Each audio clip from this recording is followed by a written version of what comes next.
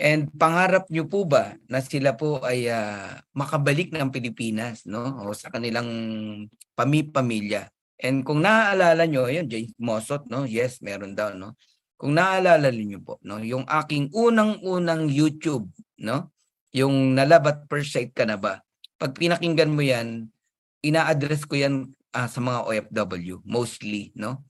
Na one at a time, no? Nakakita tayo ng opportunity dito kay Live Good. So ang goal natin one at a time, ang mga OFW ay mapauwi natin, mapabalik natin sa Pilipinas at makapiling nila ang kani-kanilang pamilya. So meron tayong mga i-interviewin, Coach Janet, no, and Coach Ferdy, and hinihiling ko lang po sa mga guests natin, no, na open your video para madali po namin kayong ma-add sa spotlight. Oo. Alright. And pakilala ko na po isa-isa sa inyo kung sino po yung ating pong mga guests, no? Unahin ko na po. Ito, kilala nyo na tong kilala nyo na to eh, itong iba na itong ano na to, no? Una kong ipapakilala sa inyo. Okay? Ready na kayo? Okay. A 4-year-old OFW, ayan. 2 years in 2 years in Qatar and 2 years in UAE. She is a gold rank right now, no? And malupit din tong leader na to. Gold na siya ngayon. At ngayon makakapiling natin siya at makikilala nyo, no? Ng, dito sa Zoom natin. Ayan, eto na po. Atin na i-add spotlight si Jobilin Llagono. Ayan. Ayan. Ayan. Good evening po sa inyong lahat, sa lahat po ng nanonood. Good evening po, Coach Fernan, Coach Ferds, and Coach Maria Janet. Ayan, good morning po, good evening po sa lahat na nandito. Kinakabahan ako. So, isa pong privilege talaga na napasama ako dito sa ganitong ngayon interview, 'di ba? So para din sa mga OFW na kagaya ko, hopefully marami po kayong matutunan kung bakit talaga pinush namin na makapunta dito sa Pilipinas for good. Nang dahil din po 'yan sa Live Good. Ayan. May inspired kayo sa mga yan. Ako po, ako excited na eh. Eto, another thank you Jobilin. Yes po. Ito sa Japan naman ang galing, no? And isa siyang welder sa Japan, no? For 3 years, mapagmahal sa magulang, sa mga kapatid, sa lahat ng tao. Napaka na to, grabe yung service. Kahit kami no nasa Japan, talagang sobra kaming inassist nitong bata na to, no? Gwapo to ha, at available. Ewan ko lang kung available nga. Isa siyang OFW din pero nag-for good na rin. All right? Welcome natin si Coach Christian Benluan. Ayan. Hey. Ayan. Yay. Hello po. Shoutout po sa first of all sa coach natin, no? Kay Coach Fernan, kay Coach Perks, and kay Coach Maria Janet. No? Konbanwa, ayan. Siguro naman, naririnig niyo ako madalas dito sa Zoom. Ayan. Ako po si Coach Christian Benluan. 3 years OFW sa bansang Ohio Gozaimasu. Sa Japan po, ayan. 3 years po ako doon na welder. And yun, nakita ko tong opportunity. Then, nag-decide na ako gawin siya full-time po ngayon. Ngayon, ginagawa ko na siya full-time. Yan po, Coach. Domo arigato, Coach. Doitashimasu, Coach. Talaga. Jimmy Maste Fernande Dumuyurisikone.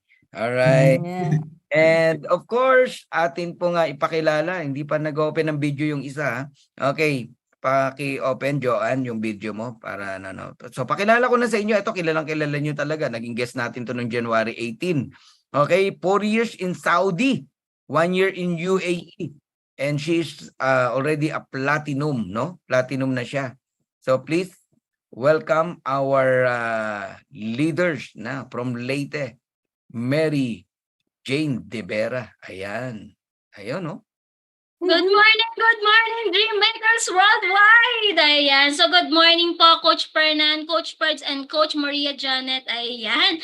So, especially po sa ating pong 1,000 participants na nakasubaybay sa atin ngayon. So, by the way, ako po si Mary Jane De Vera, former OFW from UAE, and nakauwi na po ng Pilipinas for good nang dahil kay Live Good. Within just almost 4 months na tinrabaho si Live Good and nakapag-decide na umuwi ng Pilipinas for good, and we are so blessed kasi hindi na po especially ako, hindi ko na po natapos yung kontrata ko nang dahil po kay Live Good.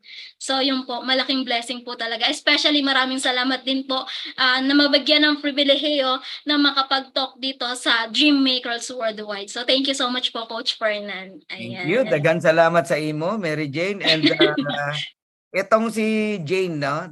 Yung nararamdaman ni Jovelyn ngayon, yan ang unang naramdaman ni Mary Jane nung siya naging guest natin, Coach Purge, no? Nung January 18. Ngayon, makapal Leader na. ko po, Coach. Makapal na mukha ngayon, napansin mo. Na-train po. Na-train po sa akin. Leader ko po yan eh. Kita mo, di ba? Okay. Anyway, another guest natin, no? 4 sila na nag-for good na, nakakatawa. Talagang hawahan to, no? And magkakagrupo to, eh. So, isa po siyang OFW din from Saudi Arabia, and she is already a gold rank. Ayan, i-welcome natin, wag na nating patagalin. Joanne Marcine Diego. Ayan siya. Ayan. Ayun, sumapagpalang araw po sa ating lahat, no? Especially Coach Fernan, Coach Maria Janet, and then Coach Bird. Ayun, so kinakabahan din ako kasi first time. Ayun, pero sabi nga nila, no, di ba, kailangan natin kapalan yung mukha natin para syempre sa negosyo ginagawa natin. Ayun. Okay, Joanne, So by the wait way, lang. no? Joanne, wait lang ha. For sure, meron kang Yes, katabi na naka-open din ang Zoom, tapos naka-open yung kanyang volume. Paki-off yung volume Okay na po. katabi mo. Okay na po, mentor. Ay, Coach Baka dalawa Fernan. yan open. Nag-e-echo kasi. Patayin mo yung volume ng isa and then yung sayo lang ang i-open mo para marinig ka na Ayun. mas malinaw, Joanne. Okay. Okay na po, Coach. Yes, sige, go ahead, Joanne. Okay na. Ayun. So, anyways, no? So, good morning din po sa lahat ng nanonood ngayon worldwide, no? So, by the way, I'm Coach Joanne Marcini Diego, and isang OFW po ako from Saudi Arabia at ngayon uwi Pinas for good na din nang dahil kay Live Good. Ayun. So, and then syempre, meron din po akong hinawakang team, and then syempre, mga OFWs, and then Pinas worldwide din. And then ayun, so gold rank po ako, no? At syempre, tinapos ko muna ang kontrata ko before ako umuwi. And then, syempre, blessed and so very grateful kasi nakasama po ako sa 1 million circle ng ating opportunity which is Live Good. Ayun. Ay, parang nasa toilet ka. Anyway, it's a privilege na makapagpa-picture kami sa inyo. Kayo pong mga guests namin, no? Kaming tatlo ni Maria Janet, Coach Bird ay excited. Pwede po bang magpa-picture sa inyo kung mamarapati niyo po? Ayun. Ayun, so magpa-picture tayo. Diamond, sa ating pong mga guests ngayon. Ayan. All right. 1, 2, and 3. Okay, one more. Yon, okay. Ngayon, eto na, exciting na to. Grabe, papasukin nyo yung mga tao nyo. Meron pong bakante na ilan, no? Papasukin nyo po dahil sisimulan na natin silang interviewin. Coach Janet, Coach Purge, no? Kung kayo po ay may mga gustong itanong sa kanila, no? Abay, itanong na natin. Ayan. Of course, ang unang gusto kong itanong sa kanila, and sunod si Coach Purge, Coach Janet, no? Ang unang gusto kong itanong sa kanila yung inyo pong experience, no? Experience sa pagiging OFW. Gaano ba kasarap o kahirap, no? Kasi pwedeng masarap, pwedeng mahirap yan Dalawa yan Masarap ba? Mahirap ba? Ang pagiging isang OFW. Ayan, simulan natin kay Jovelyn. Ayan, lahat kayo sasagot. Kahit hindi mahabang-mahaba, ang tanong ko lang naman gaano ba kasarap o kahirap ang pagiging OFW? Ayan. Sige, Jovelyn. Ayan, so thank you so much, Coach Fernan. So anyway, wait lang.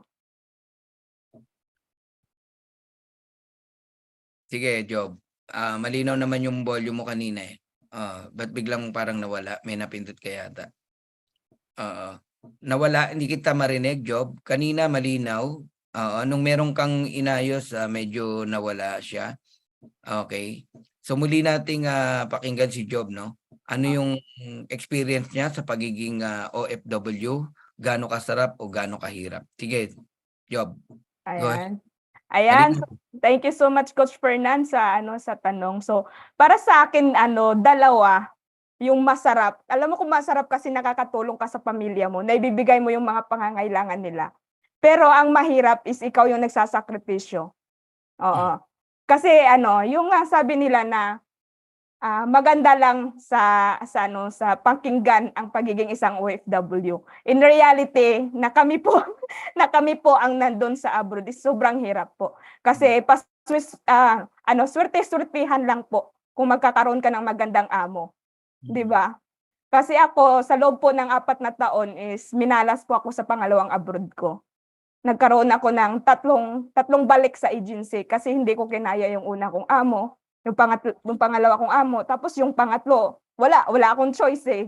So kailangan kasi kung babalik na naman ako, so mag-i-extend yung ano ko doon. Pero yung nasa isip ko is everything's happened for a reason kasi nakita ko si Coach Mary Jane, nakita ko ang isang siya kasi ang nagdala sa akin sa ganitong industriya.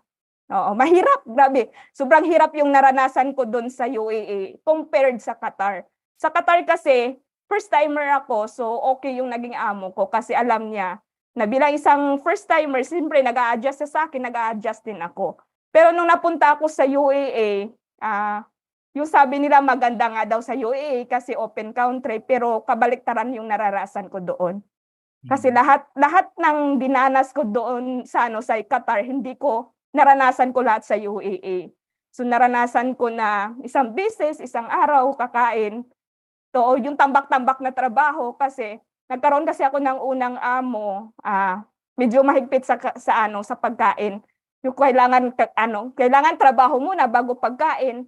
So umalis ako doon. So pangalawang amo ko naman, yes, meron ngang pagkain pero patay naman yung trabaho o patay naman yung katawan ko para sa trabaho. So dumating 1 a.m. Tsaka kapakakain ng hapunan tapos gigising ka ng alas 4. So doon ako nagpursige, nahanap ako ng another source of income na kayang-kaya kong gawin kahit na nasa loob lang ako ng amo ko, nasa loob lang ako ng bahay. 'Di ba? So blessed naman kasi nagkaroon ako ng amo doon sa pangatlong amo ko sa UAE. Pero minalas kasi hindi po kasi ako marunong magbantay ng bata. Dalaga po kasi ako, tapos bunso pa. So ang nasa isip ko noon, paano ko aalagaan ng 2 months, 'di ba? Hindi nga ako marunong ng diaper, pero ang nasa isip ko, wala na akong another option. Kasi kung mag-e-extend ako, hindi ko alam kung hanggang kailan ako doon.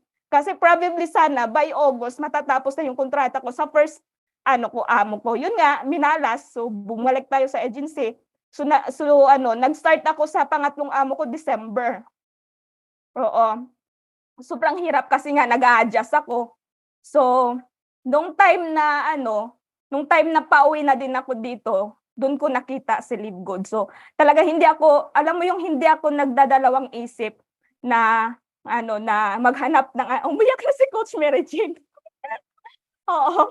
Kasi sa hindi po nakakaalam, yung pinagdaanan po ni Coach Mary Jane at ako is iisa lang po. Kasi mag-ina po yung amo namin. So, 'di ba?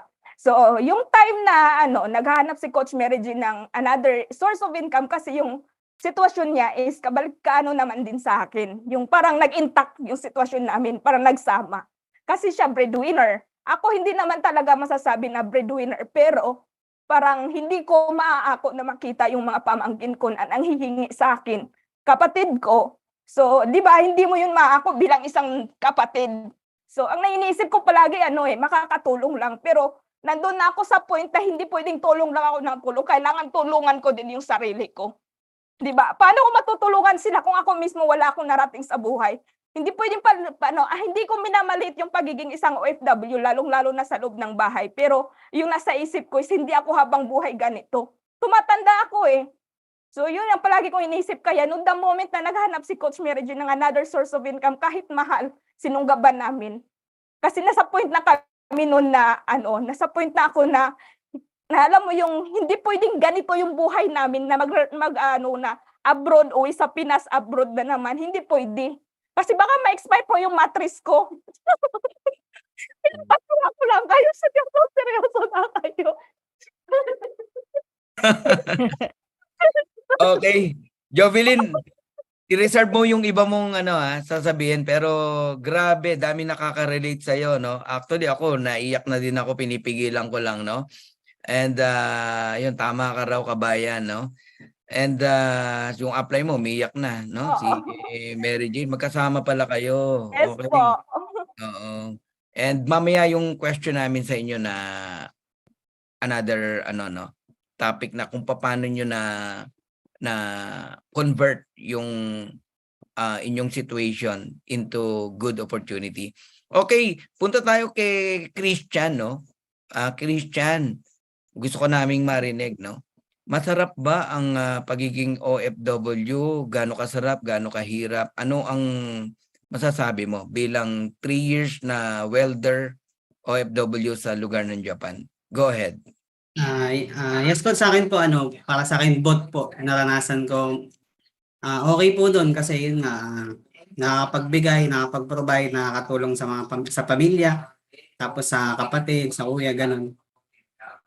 Yan, yung naranasan ko doon. Tapos, yun, tulong-tulungan lang din kami po talaga magkakapatid, nagtutulong. Tapos yung hirap naman po, hirap po kasi doon kasi sa loob ng 3 years, ganun.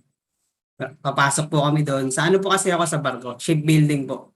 And ako po yung nakatasa or nakasalang sa pumwesto sa mga masisikip na weldingin. Po doon, experience ko, sobrang sikip po. Masikip na pwesto, tapos trabaho mo. Summer pa po. Summer, tapos ikaw pa pwesto doon, masikip. Andun, tapos hirap ka huminga. Yun po yung mga na-experience ko. Kaya yun po yung hirap na na-experience ko. Tapos, nasa iyo na lang po doon kasi yung safety, nasa iyo na lang kung mag-iingat ka. Kasi may mga time po doon, mag-welding po kami mataas na lugar.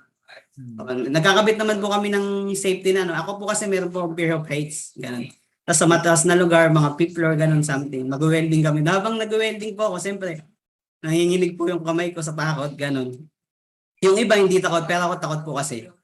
Tapos yun, dahil lang din sa hirap na, swerte doon pagka winter po kasi yung trabaho po namin mainit, welding, ganun. Pero pagka summer doon po, mangayayat ka po talaga sa sa init.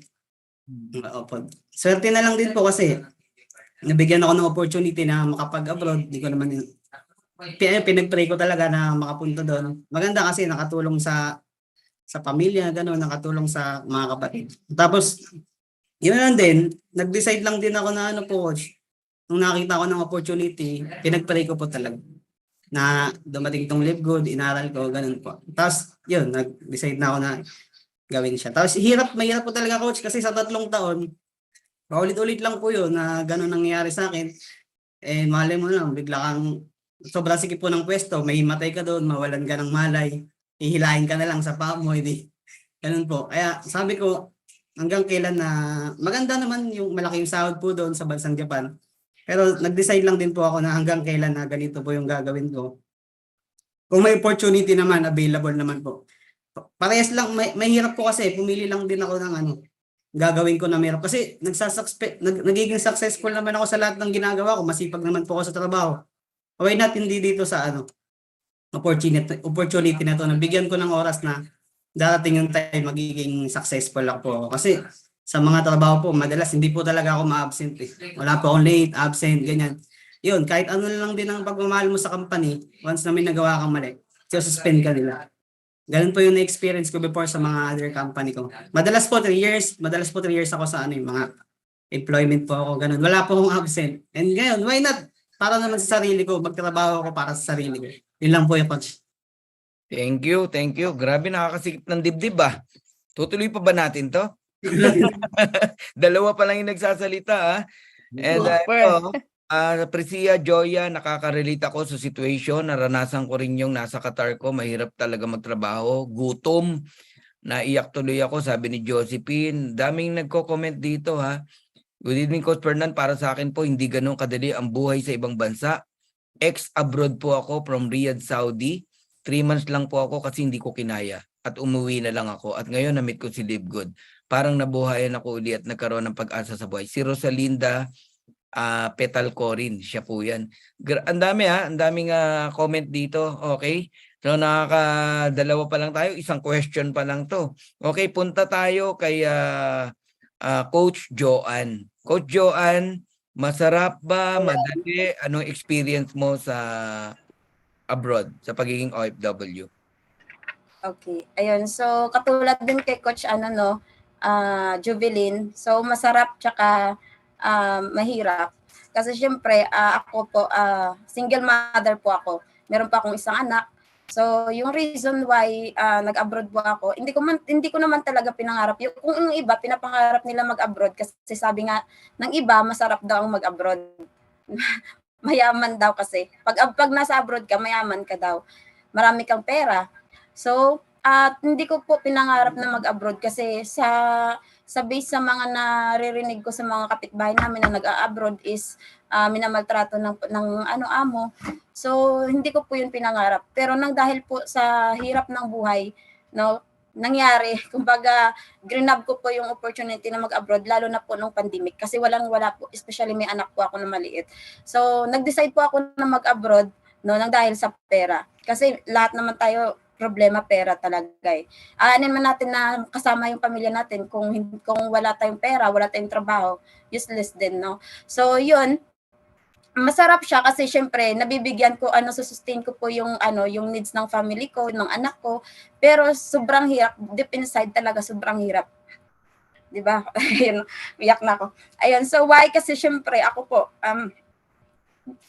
meron po ako sa anak ko, hindi ko po naranasan na mawala sa kanya ng ilang oras lang. 'Di ba? So, pero na dahil po sa pera, sinakripisyo ko po yun. Yan. So, nablessan man ako ng mabait na amo. Pero, yung tipong yun nga, na-bless na mabait naman yung amo ko. May alaga akong bata eh. Pero, yung masakit doon na part, naalagaan ko po yung ibang bata, pero sarili kong anak, hindi ko naalagaan. Especially pag, alam niyo yun na, nababalitaan ko lang na may nangyari, ganun, may emergency kasi ganito kasi yung may time kasi na kumbaga, yung anak ko nahulog. So, nabali talaga yung buto niya. So, So, sabi ko, kung ako kaya yung nagbabantay ng anak ko, mangyayari, hindi. Diba? So, nabibigyan ko man sila syempre, ng needs nila. Nabibigay ko nga yung gusto ng anak ko. Pero hindi ko siya kasama, hindi ko siya naaalagaan. So, yun yung pinakamasakit na part sa pagiging isang OFW. Kaya, sobrang hirap talaga na, kumbaga, nasa abroad ka. Diba? Hindi mo naalagaan, especially sa mga magulang sa mga nakaka-relate. So, kaya, nung dumating si Live Good, nung shinare talaga si Live Good, kasi syempre, hindi po si Live Good talaga yung unang company na sinalihan ko. Pero dinala ako ulit dito ng applying ko dito sa Live Good. And then, nung nakita ko na talaga yung kagandahan ng kumpla ni Live Good, is talagang tinodo ko na. Kasi sabi ko, pag tumagal pa ako dito sa abroad, pag nag-extend pa ako, ano pa kaya yung mangyayari sa anak ko? Diba? Kasi may nangyari din sa amin eh. Kumbaga, nire-relate ko din sa sarili ko na tumatagal na sila sa abroad, 20 years, pero pag uwi nila sa Pilipinas nang hindi na sila kilala ng anak nila, 'di ba? Yung iba may namamatay. Ganun kasi may kapitbahay kasi kami dati na nawalan ng isang anak.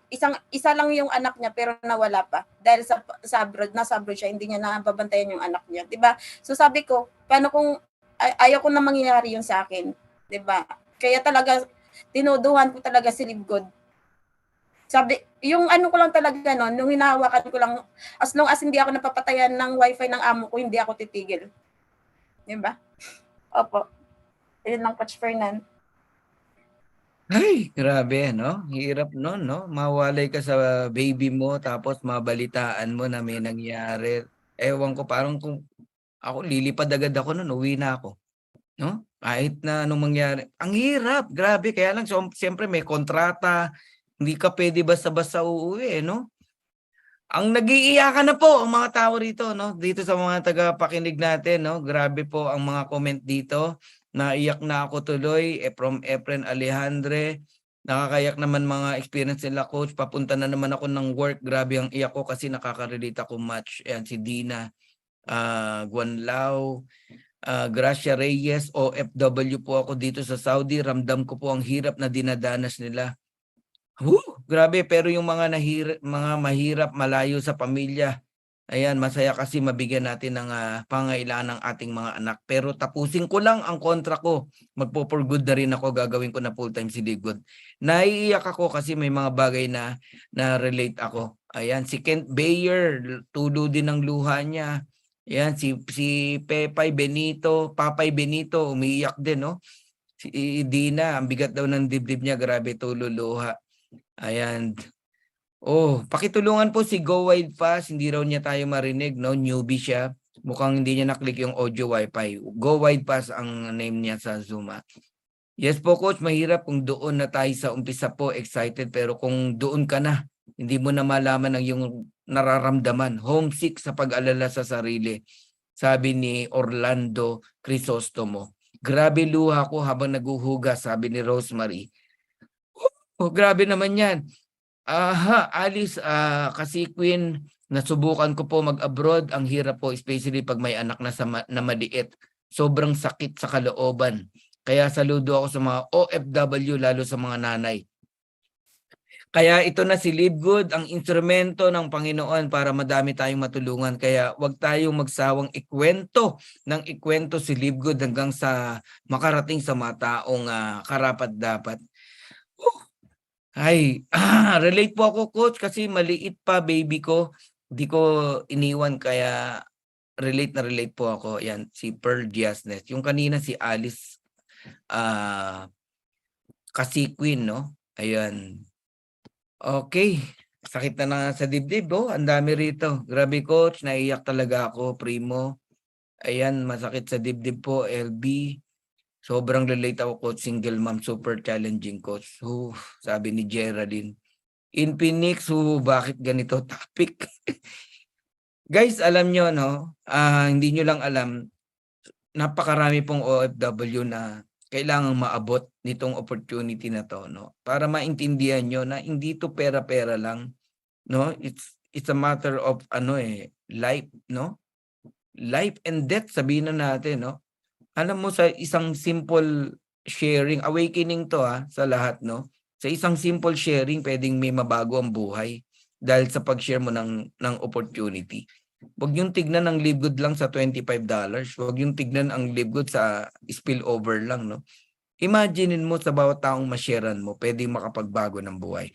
Okay, para hindi tumululuhan ni Coach Fernan, tawagin ko na yung isa pa na atin pong guest, no? Ito platinum na, and itanong natin siya, no? Anong experience niya sa pagiging OFW? Gaano kadali, gaano kahirap? Ayan, Coach Platinum, Mary Jane De Vera. Go ahead. So thank you so much po. Ayan. So masasabi ko lang based on my experience, hindi po madali ang pagiging isang OFW. So masarap lang pong pakinggan yung salitang OFW, pero pag ikaw na po yung nasa sitwasyon ng pagiging OFW, mas gugustuhin mo pa na magdildil ka na lang din ng asin sa Pilipinas, at least kasama mo pa yung pamilya mo, 'di ba? So kaya kanina pa ako naiiyak habang nagsasalita si Coach Dobilin, kasi nagpa-flashback po talaga lahat, kasi mag-ina po yung amo namin. And hindi po talaga kami sinuwerte. At the same time, talagang malaking pasalamat na rin. Minalas, pero at the same time, sinuwerte pa rin dahil may Live Good na. So, to be honest po, yung naging amo ko po, sa UAE is nagkaroon po kami ng kasuhan. And muntik na po ako mamatay doon. Yun, it's a matter of death na po talaga yon. Kasi po, nagbanta na po yung amo ko na once na hindi pa ako nakalabas ng bahay nila, nung time na i-release po yung paper ko, may mangyayaring masama na sa akin kasi sundalo po kasi yung anak niya. Alam po ni Coach Jobilin yun. So, kaya kanina habang nag-share siya sa inyo, nahiiyak ako kasi parang nag-flashback talaga lahat. Kasi nung time na yun, kaming dalawa talaga ni Coach Jobilin yung nagtutulungan. And siya rin talaga yung tumulong din sa akin na makaalis na rin doon sa amo namin. Kaya, hindi ko na rin po tinapos yung kontrata ko and thank God po may live good na. So, sa abroad talaga, doon mo talaga mararanasan yung, imaginein mo yung pagkain ng aso dito. Pagkain po namin yun sa abroad. Yung mga buto-buto po, mga buto ng tupa, ng mga kame, tira-tira po na pagkain ng amo namin. Yun po yung kakainin namin. Hindi po kami kumakain ng mga bagong saing sa abroad. Kakain lang po kami pagtapos na pong kumain yung mga amo namin. Which is, yun po yung mga tira-tira lang. Mga nasa isang planggana po yun. Isang planggana yon na lahat sila doon nakapaikot, kakainin nila, magsalo-salo sila, mga nakakamay sila. Then after nun, pagtapos nilang kumain, kung ano lang po yung matitira nila doon sa planggana, yun lang po talaga yung kakainin namin. And take note, once a day lang po kami kumakain. Nabuhay po kami sa abroad. Puro Indomie lang. Ayan. So, shout out sa mga kapwa kong OFW na nabuhay sa abroad dahil sa Indomie. Especially ako. So, hindi nyo mahalata sa akin kasi mataba ako. Kasi ako, more on Indomie talaga ako. Siyempre, kalusugan yung kailangan ingatan pag nasa abroad ka eh. So, hindi mo kailangan pabayaan yung sarili mo. Katawan yung puhunan namin bilang isang OFW sa abroad. So, kailangan talaga namin ng pagkain. So, ako, madiskarte ako. So, ako talaga, tumatakas talaga ako para makabili ng Indomie. At least, malagyan man lang ng mainit yung sikmura ako bago ako magtrabaho sa buong maghapon, magdamag. And dun ko naranasan sa abroad, yung tipong pipikit pa lang ako, tinatawag na naman ako. Diba? 3 to 4 hours lang yung tulog. And syempre, lagi-lagi kang sinasabihan ng haywan, ng kelp, ng stupid. So yung haywan po, ibig sabihin po ng haywan is hayop. And yung kelp po, ibig sabihin po nun, aso. Diba po? Ang sakit po, ang bigat po na araw-araw ka nilang sinasabihan ng hayop ka. Diba? Ng aso ka. Ganun po yung tingin sa amin na mga OFW, especially po sa Middle East. Aso. Bakit? Kasi po yung mga tira-tira lang po nilang pagkain yung kinakain namin.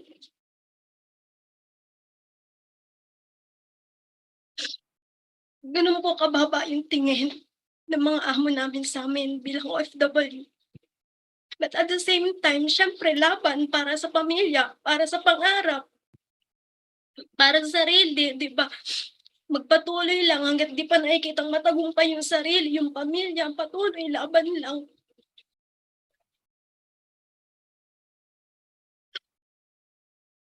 Kaya maswerte na po yung mga magkakaroon kayo ng mabuting amo, mabait na amo. Halimbawa kung mag-abroad kayo, swerte na po kayo. And ipinagpapasalamat ko pa rin at the same time, kahit ganun yung naging trato sa akin ng amo ko, at least hindi ako sinaktan. Diba? Nito lang, yung sa UAE lang talaga. Doon talaga nagkaroon talaga ng physical talaga. Nasaktan din kasi ako ng amo ko. And binantaan niya talaga ako. Pag hindi pa ako nakaalis sa bahay niya, doon na ako mamamatay. So doon na ako nagmadali na tumawag sa embahada. Ang masakit lang kasi sa agency namin, pagka OFW ka kasi, especially pag Middle East ka, once kasi na nakalabas ka na ng bansa, wala nang pakialam sa yung agency mo. Yun yung masakit. Diba? Yung kahit kaya maraming OFW, especially sa Middle East, ang namamatay. Kasi kahit kailangan namin ng tulong, pag tumawag kami sa agency, hindi kami tinutulungan. Kami pa yung masama. Maraming beses po akong tumawag sa agency nung time na yon. Pero ang sabi ng agency, tiisin daw. 2 years lang naman yung kontrata, kaya naman itaguyod. Walang problema sa amin. Sabi ko sa agency ko, walang problema sa akin ng trabaho. Ito yung trabaho na pinunta ko dito. Pero yung babantaan, sasaktan ka, pagdadamutan ka sa pagkain, even itlog, isang pirasong itlog. Sa sobrang gutom ko, no, kasi maghapon yun eh. Maghapon, magdamag talaga walang kain. Sa sobrang gutom ko, alam niyo po ginawa ko, nagnakaw po ako ng itlog sa ref. Nung nalaman po ng amo ko yung galit na galit pa. Itlog na lang yun ah. Isang itlog lang. Galit na galit pa. Diba? So, ganun po yung naging sitwasyon ko dun sa UAE. And buti na lang talaga sa previous company namin, nakilala namin sila Mentor Ryan Rosales. So, malaking pasalamat din. Dahil hanggang dito kay Livegood, dinala niya kami. May sponsor, Lenji yun, na nag-build talaga sa amin ni Coach Joby Lim para makauwi na ng Pilipinas for good. Malaking pasalamat po talaga namin na dumating na talaga si Livegood. Kasi hanggang ngayon niisip ko pa rin, paano kung nung time na yon na ganun yung nangyari sa amin ng amo ko, hindi pa ako Livegood. Wala pa ako sa Livegood, wala pa ako ipon, wala akong savings.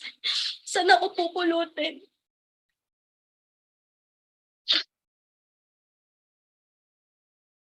Kaya kanina ba nagkukwento si Jobin, talaga naiiyak na kasi nag-flashback ko talaga lahat.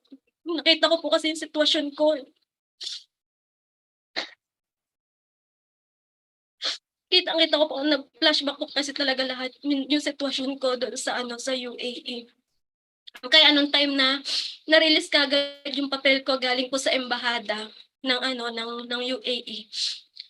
Agad-agad po na mayroon po isang Pilipina na kasama din namin doon na binigyan niya ako ng number po ng taxi para ma-contact ko kasi ang sabi po kasi ng amo ko, once na lumabas po ako sa bahay nila, may mangyayari na daw sa akin.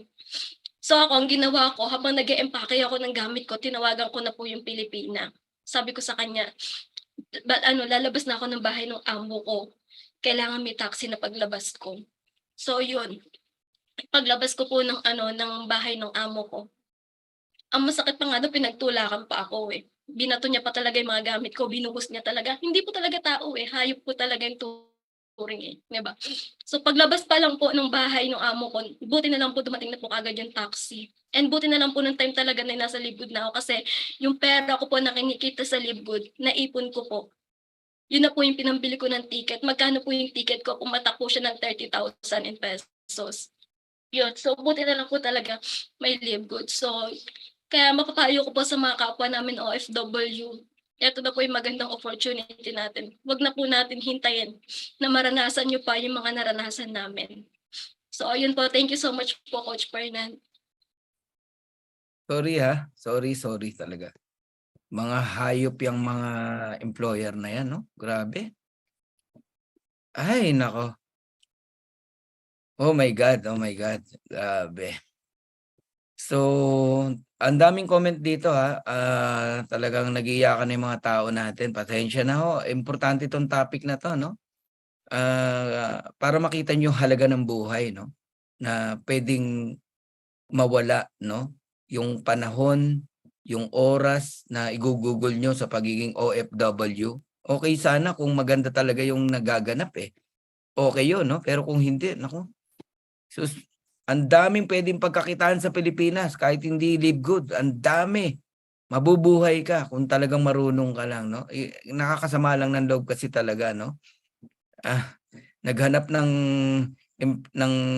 OFW, ng employee, pero anong gagawin sa mga kababayan natin, di ba? Yung agency naman, patapos makuha yung kanilang pera sa mga employer. Yes. Wala na, yun lang ang goal nila, no? Tapos yung mga Pera. nilang wala na silang malasakit. From freedom, sobrang nakakaiyak naman, sakit sa dibdib. Si Team 1 sabi niya, no? Taga Saudi rin to, sasabihan ka pa raw ng wasaka. It means marumi. Kami nga taga-linis taga-luto, tapos sasabihan ka ng wasaka. Luluraan ka pa sa harapan mo. Bastos, no? Grabe, mga demonyo. Whew! Si Raquelin, Diyos mio, tumutululuha ko. Emery, grabe, nakakayak talaga, sumakit ang dibdib ko. Tumutululuha ako, Coach Fernand. Cecilia Casanova, kaya nga payo sa mga gustong mag-abroad. Isipin nyo maigi, lakasan nyo loob nyo, alamin ang mga karapatan. Yun. From Cecilia yon, Casanova. Ambi, oh my Lord, praise God na survive nyo ang mga ganong sitwasyon. God bless everyone. Nobilin ako sa thanks God. God is good at nakita natin si Live Good, praise God. Sakit sa dibdib, sabi ni Lucy. Buti na lang mabait ang amo ko. Si Mariquil, iyak ng iyak, kabuwal. Yan, sobrang nakakayak, sabi ni Gemma. Sa lahat ng OFW, hatawin na si Live Good. Hayaan na ngayon na sila na magtrabaho sa sarili nila. Ayun, from Rosemary, yan ang naranasan ko ngayon, mga tira-tira. Minsan pa ako, kinukuha ko na sa basura ang ibang itinatapon nila, lalo na noong nasa Russia. Sinasabihan pa ako na slave lang ako, kaya iniwan ko din kasi pinagpapala na ako ng snow. Yun ang di ko kinaya. Isipin mo, ang lamig nun. Ay, nako si Rosemary yan. Grabe nakakayak sobra from Madeline.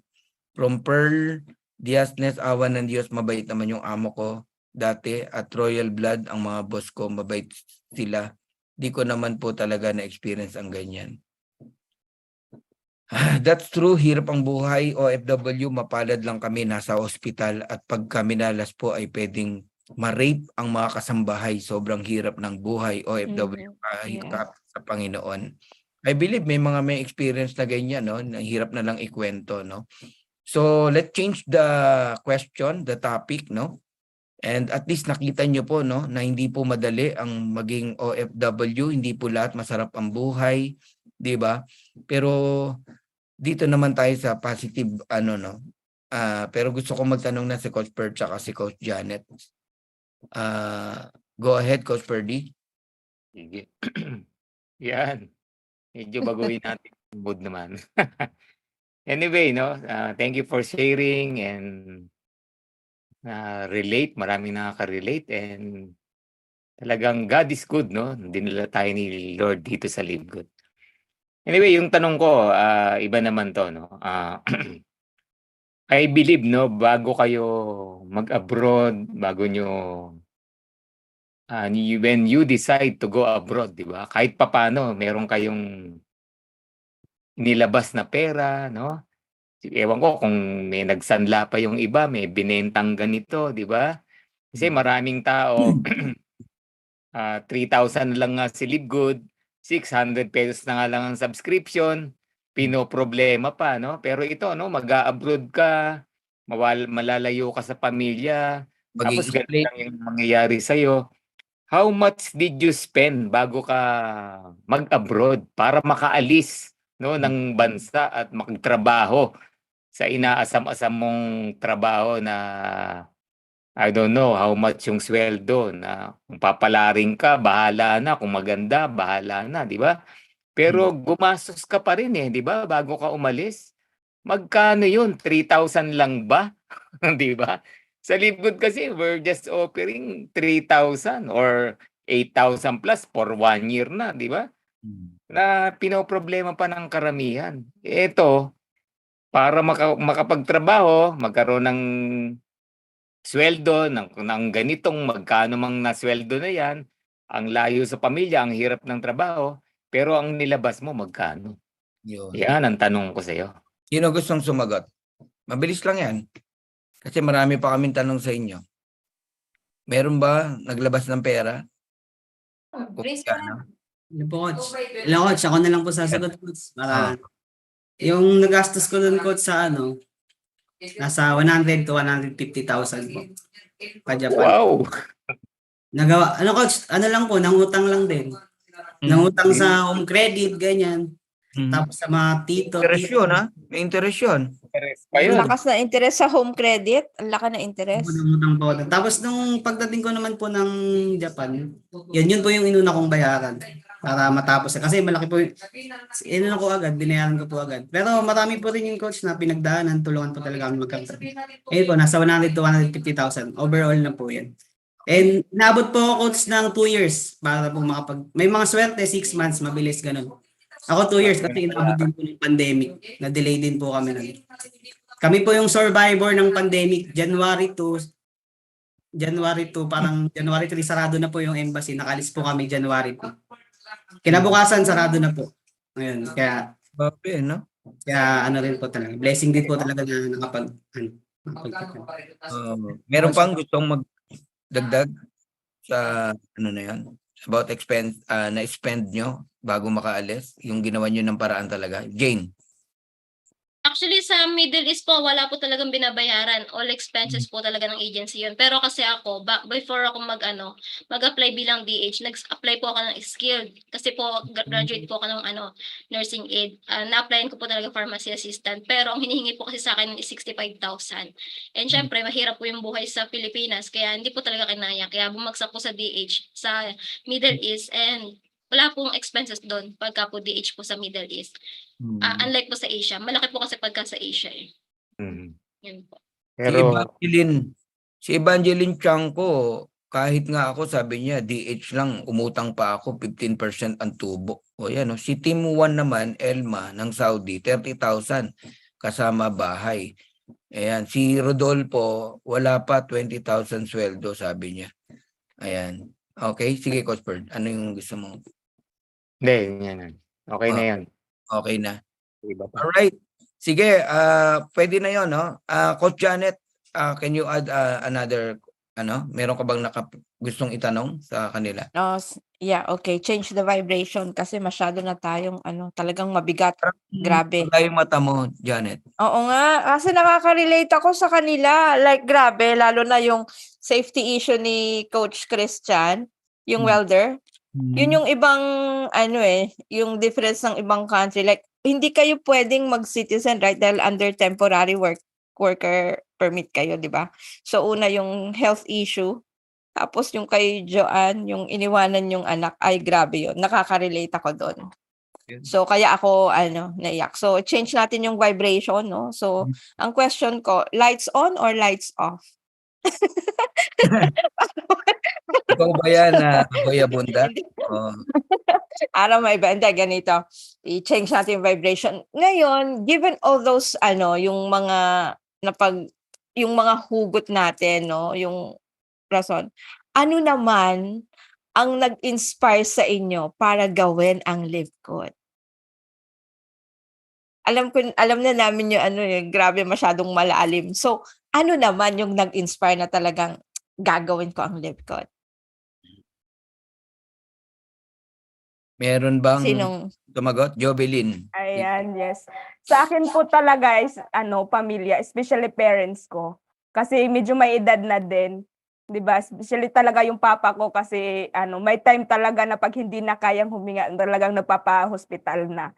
Yun yung isa sa rason kung bakit ko ginawa yung Live Good kasi ayaw kong dumating sa point na hindi naman natin hawak yung buhay ng isa't isa, pero naranasan ko din kasi nung sa Qatar ako na namatay yung kapatid ko pero wala akong nagawa kasi nasa kontrata ako 'di ba? Yeah. So yun yung rason nga kung bakit ako ginawa yung Live Good, kung bakit ako nahanap ng another source of income kasi ayaw kong dumating din sa point na mawawala man yung pamilya ko, hindi ako makapunta o hindi ako makauwi sa Pilipinas.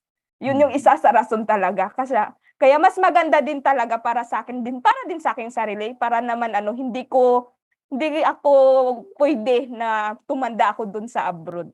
Ganun yung nasa isip ko kaya kung bakit habang mas maaga ginawa ko si Live Good. Kahit ang hirap talaga kasi may bata kang kinakalong pero naglalatag ka. So nasa lang talaga yan, diskarte. Kasi nakadiskarte ka nga paano kumain, makahanap ng pagkain sa abroad, sa ibang bansa, bakit hindi ka magdiskarte para sa kinabukasan mo, para sa future ng pamilya mo at sa sarili mo. Kaya yun yung isa sa rason kung bakit ko ginawa yung Live Good. Ayan po. Galing. Alright. May pang gusto mag-add?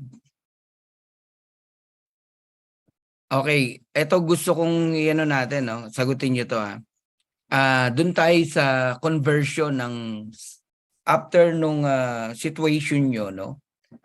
Can you please kwento nyo lang, no? Paano nyo nakita si Live Good, no? Tapos nag-decide kayo na gawin to. Tapos masabi nyo na eto na kasi ang lalakas ng loob nyo, nag-for good na agad kayo sa loob lang ng how many months, no? Ikwento nyo na rin how many months, paano ka nag-for good. sa kabila ng kailangan mong kumita sa abroad para sa pamilya mo, pero anong nagpa-decide sa'yo? Bakit ka nag-for good na agad para gawin tong itong Live Good, no? Kasi palakasan ng loob yan eh, di ba? Sige, sino nang gusto sumagot dun sa tanong na yon? Anong nagpa-decide sa'yo na mag-for good na? Kailangan mo nga magtrabaho, kaya ka nga nag-abroad. Kailangan mo kumita. Raise your hand, sino? Unahin natin si Joanne. Ayan. Sige, Joanne. Tapos, So, okay. So, ayun po. So, kwento ko lang, no, before Live Good talaga is, meron po akong opportunity na sinalihan din. Okay, nakilala ko po yun nang dahil din po sa kaibigan ko. So, shinare niya sa akin. And then, syempre, dahil bago lang po ako sa ganito, bago ko lang po narinig na may mga online business. So, sabi ko, why not na hindi ko subukan? 'Di ba? Kasi sabi ko nga, ayaw ko tumagal dito eh. Ayaw ko tumagal sa abroad. So, sabi ko, why not hindi ko subukan? So, kahit sa malaki yung puhunan nun, and then, syempre, ilang accounts, mga 7 accounts, and then, syempre, kinuhanan ko din yung ate ko nun dahil sobrang baliw, di ba? Kasi, syempre, first time eh. First time na ganito, ay, yayaman ako, di ba? Tapos, online lang. So, why not na hindi ko subukan? Tapos, part-time ko lang siya gagawin. So, ayun. So, kahit sa malaking puhunan nun, I think 24,000 sa 7 accounts. Kinuhanan ko pa ate ko, 7 accounts din. So, doon kasi syempre unang company eh. So ang ano ko talaga noon, ang mindset, ang vision ko talaga is doon ako yayaman eh, 'di ba? Hindi kasi naniniwala talaga ako na wala sa pagiging isang empleyado yung pagyaman sa negosyo. So 'yun, and then syempre na-down ako doon kasi yung expectation ko doon versus reality, 'di ba? Sobrang kaiba talaga. And then yun, na-down ako doon kasi syempre nagka-problema. Pero sabi ko pa noon last na ano ko talaga sa coach ko, hindi na ako mag-online business. 'Di ba? Kasi doon ako na-disappoint ako eh. Kasi syempre grabe yung power, 'di ba? Grabe yung power pero ganito lang pala yung mangyayari, no? Grabe yung effort ko doon pero sa 1 year and 3 months 'di ba? Yung kinita ko dito kay Live Good, hindi nagkalahati doon sa kinita ko. And then syempre, ang masakit pa doon, hindi ko pa nakuha lahat. Kasi hinold. 'Di ba? Ayun, nagka-problema ang upline, lahat kami na downlines nadamay. So, ang masakit pa doon kasi yung mga tao ko OFW na yung sinabihan ko na tutulungan ko, kasabay ko sa pag-asenso, wala. Na-disappoint din. So, yun yung pinakamasakit kasi syempre, gusto ko na hindi lang ako yung mabago yung buhay, pati yung mga nagtiwala sa akin. So, lahat sila na-disappoint din. So, ganon lang. Kumbaga nadamay ko sila. Diba? Ganon. So, grabe talaga disappointment. Pero nung shinare sa akin ulit ni coach ng upline ko, yung nag-guide sa akin doon sa past company, shinare sa akin si Live Good. So, sabi niya lang sa akin, meron akong ipapasa sa'yo. Nahiya pa siya kasi syempre nag-disappoint na ako sa unang company. Nahiya pa siya i-share. Parang medyo naalanganan. Tapos, sabi niya, may sisend ako sa'yo na link. So, panoorin mo lang. Yun. So, unang tingin ko, syempre, sa YouTube yun ni Coach Fernan. Ayun. So, sa sinasabi niya na love at first sight ka na ba? Diba? Ganun, yun yung unang napanood ko.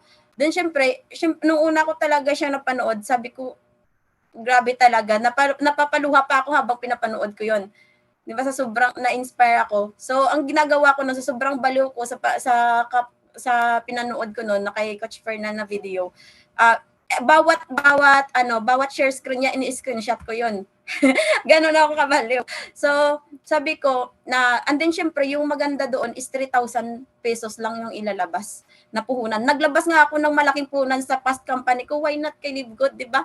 3,000 kinakain lang yan namin ng isang araw sa Middle East. Di ba? Nagagastos yan sa mga walang kwentang bagay. No, sa mga wants lang na nagagastos yung hindi lang 3,000.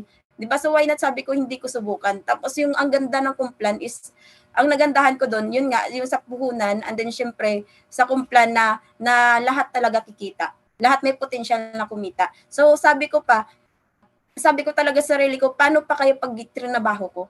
'di ba? Pag trinabaho ko si Live Good, ano kaya yung mangyayari sa akin dito? Lalo na nagmamadali talaga ako, sabi ko, tapos ang kontrata ko, kailangan makauwi for good na ako. Dahil sa reason nga na sa anak ko.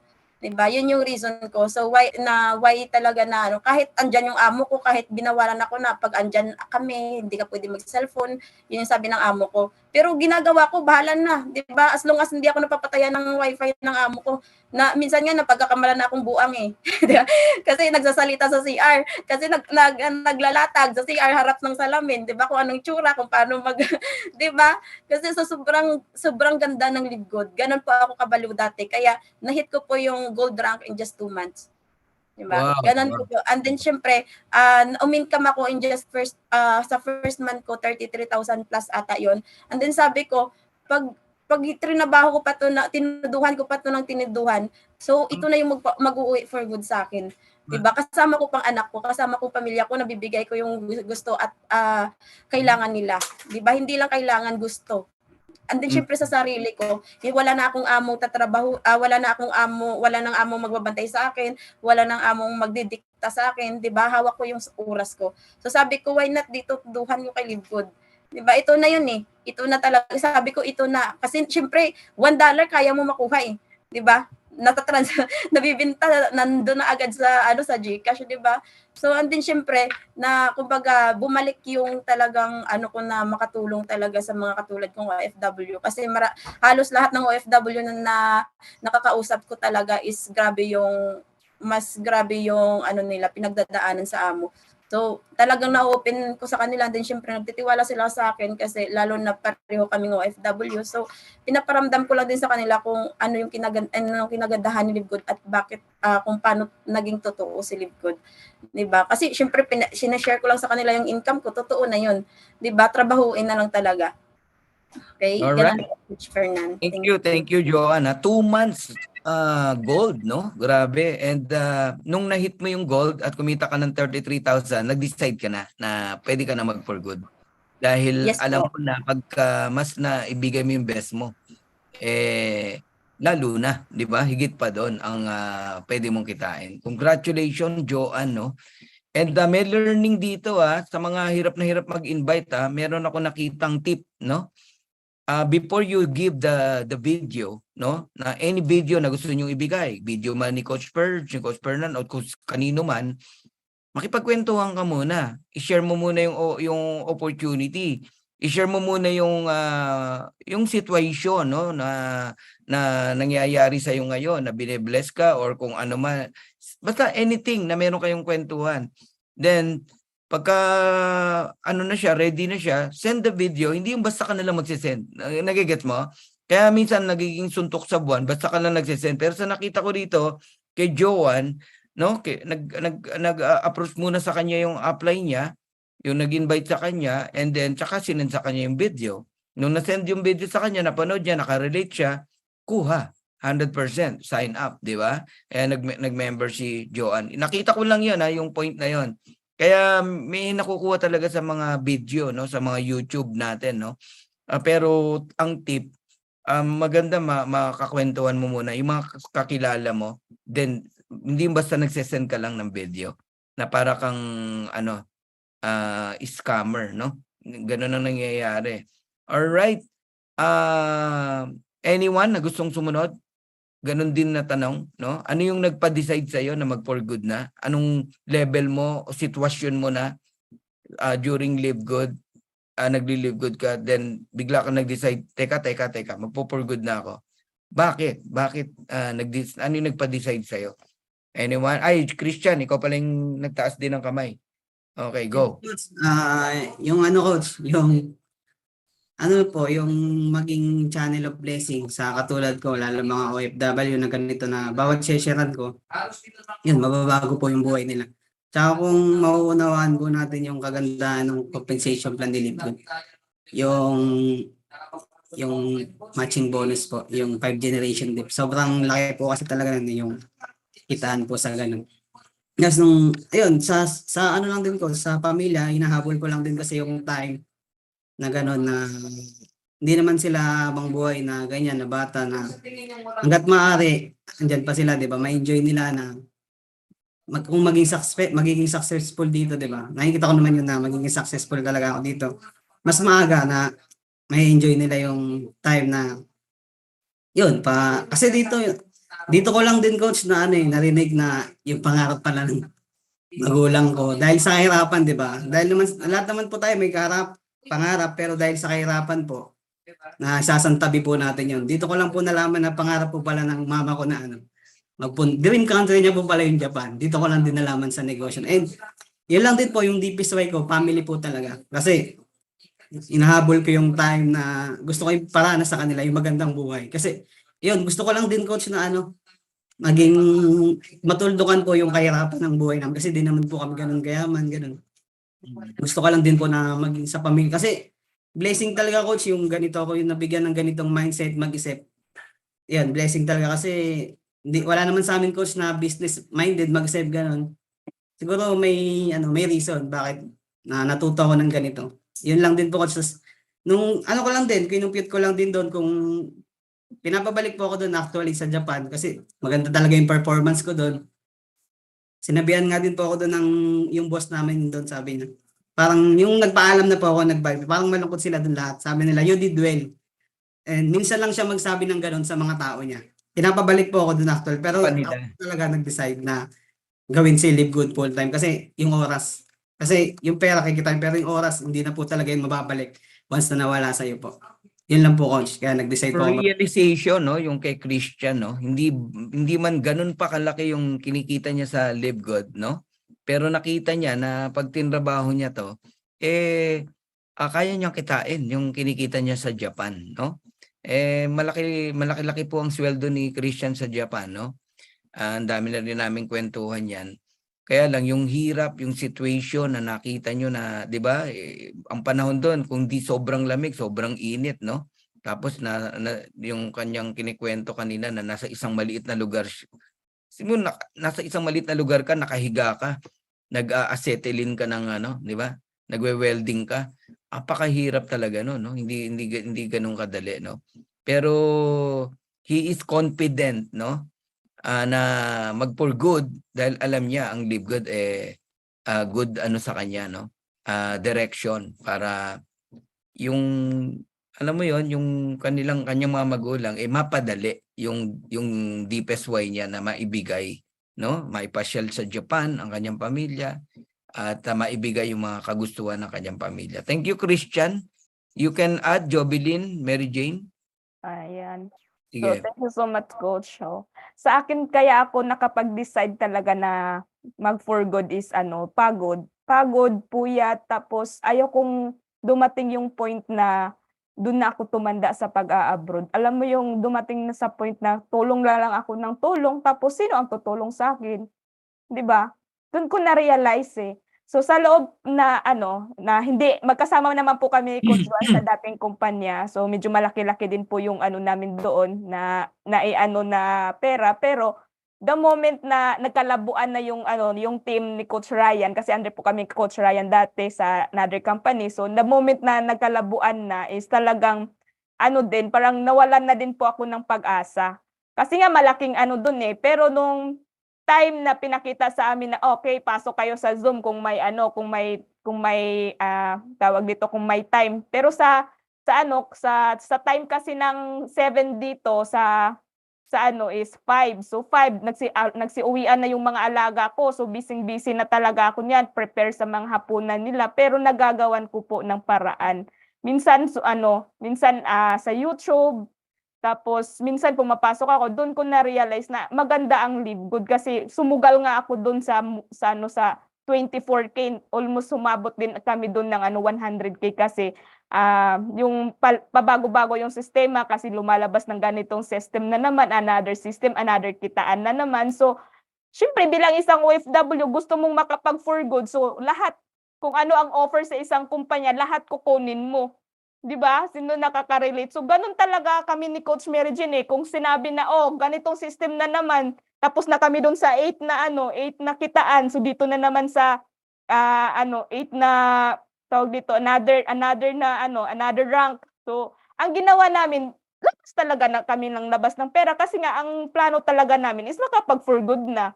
So, the moment na nakita ko yung Live Good, oy, okay to kasi sa halagang 3,000. Tapos yung iniisip ko, pang long term kasi tignan mo si Netflix, hanggang ngayon nag-ooperate pa. Si Amazon hanggang ngayon nag-ooperate pa. So, talagang tinudo ko. Oo, may time talaga na na hindi ko na nakukuha yung alaga ko, pinapagalitan ako ng amo ko kasi nakakalimutan ko yung alaga ko kasi sa kalalatag, sa kakasend ng so yung mga CR hindi ko na halos alam mo yung relate yung mga OFW dito sa ko talaga na hatawin yung Live Good, yung CR ng amo ko, yung kahit na saang CR tinitignan ko na lang yan, pinupunasan ko na, hindi ko na binubuhusan ng tubig, matik na yan kasi ang iniisip ko kailangan sa loob ng isang CR makalatag ako ng 3 tao o makasend ako ng Zoom or makasend ako ng link ng dapat 5 tao dito na CR sa susunod na naman.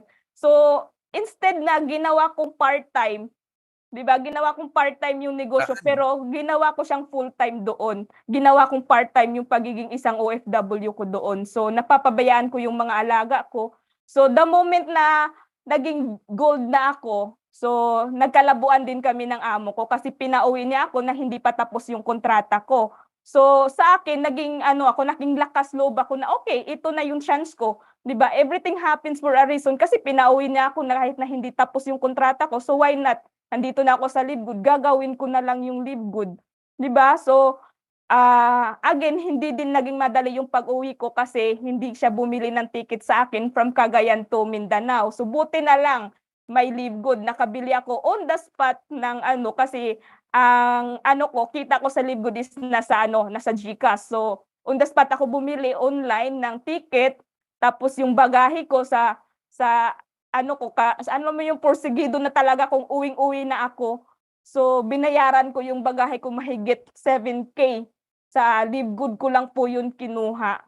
So ganun katindi kung bakit sino ba ang makakapag-for good kung malaking tulong sa buhay ko? Paano na lang kaya 3 to 5 years from now, ano pa ang kayang gawin ng negosyo? 'Di ba? Ng Live Good kung ikaw mismo is gagawin mo na lang. So yun yung isa sa rason kung bakit talaga ako nakapag-desisyon na makapag-for good. Kasi kitang-kita ko na may resulta na ako na ito na. 'Di ba? Kumikita kahit papaano, pero at least nakaka-survive ako. Hindi na ako yung tipo na yes, kumikita kami sa OFW bilang 20 to 25,000, swertehan na pag 25,000 pero yung pagod, puyat hindi mo kaya, di masusuklian. Unlike dito sa Live Good, ikaw ang gagawa ng sarili mong sahod. 'Di ba?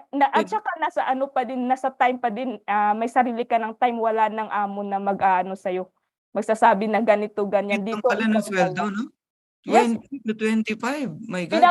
Pinaka swertihan na po yun talaga, coach, 25 kasi usually pag middle is 20 to 21. Aabot pa nga sa Saudi Arabia, aabot nga 19 yan 19.8.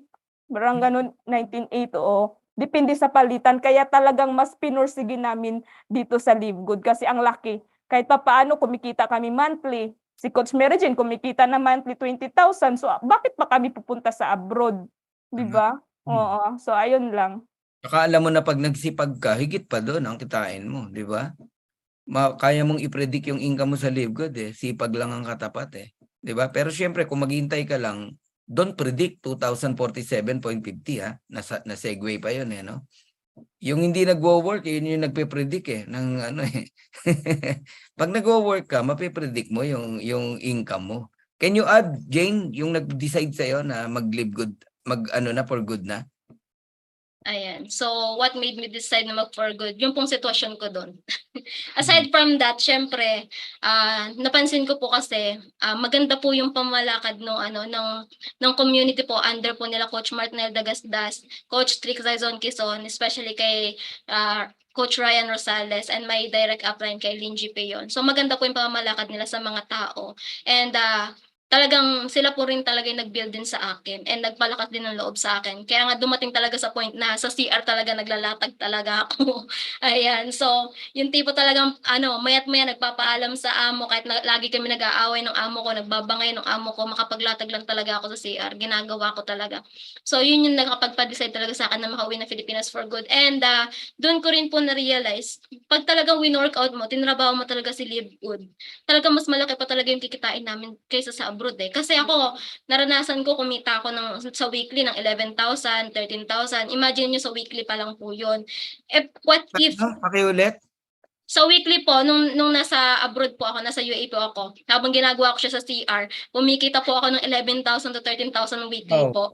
Diba? So, sabi kong ganun. So, ganun po pala kalaki yung kikitain ko kay Live Good. Bakit pa ako magtitiis, magtsatsaga dito sa abroad na merong amo na araw-araw nagsasabi sa akin na hayop ako, diba? So, uuwi na lang ako sa Pilipinas, pwede ko naman siyang i-workout, doon ko na lang siya i-full-time. Mas malaki pa sa sinasahod ko bilang katulong yung kinikita ko sa Live Good. So, yun na po yung nakapagpa-decide talaga sa akin na uwi na ako ng Pilipinas, ipo-full-time ko to. Sabi ko po kay Coach Ryan sa upline ko, kay Upline GPU na sama ko dyan sa inyo, coach, sa sa Tacloban. Hindi ako mag-full time sa amin. Kasi alam ko naman ang unang-una kasi magne-negative talaga sa atin is yung family natin eh. Diba? So, hindi ko talaga pinurso na mag-full time ako sa bahay namin. So, ang tumatak kasi sa isip ko doon sa mga previous company sa previous company namin, sa mga training na atinan ko, sabi doon kasi, pag sumama ka sa apat na mayayaman, magiging pang-lima ka. Pag sumama ka sa apat na magagaling, magiging pang-lima ka. Kaya sabi kong ganun kila Coach Ryan. Coach, sabi kong ganun, pag umuwi ako ng Pilipinas, mag-full time ako din sa Tacloban. Sasama ako sa inyo sa Tacloban. Kaya after po ng event ng September sa Manila, sumama na po talaga ako sa kanila pagbalik dito sa Tacloban. Pero So, taga saan ka talaga? Pangasinan po. Grabe, no? From Pangasinan, Malasiki, nag-decide Pangasinan. na mag-stay sa Leyte, no? Pangasinan Manaya. Ay, naapo. Talaga yung surrounded ka ng mga tamang tao di ba? Opo. Alam mo, right decision niya. Kahit ako, ganun ang gagawin ko. Even Christian Benluan, Yes po. Pangasinan din to Pero nag for good sa Tacloban din, sa Leyte. Coach, nandito po kami sa Tacloban. Oh. Comfort zone kasi doon, Coach. Di ba? Ngayon, hawahan sila ngayon ng positivity, di ba? Tulungan pati sila. And baka dyan na kayo ikasal Binluan Jobilin joke lang. Ba't ba napunta doon? Hindi na may expire yung mattress, Coach. Hindi na may expire yung mattress ni Jobilin. Correct. Oo. Ang dami pang comment dito pero malapit na tayong mag closing, no? Can you add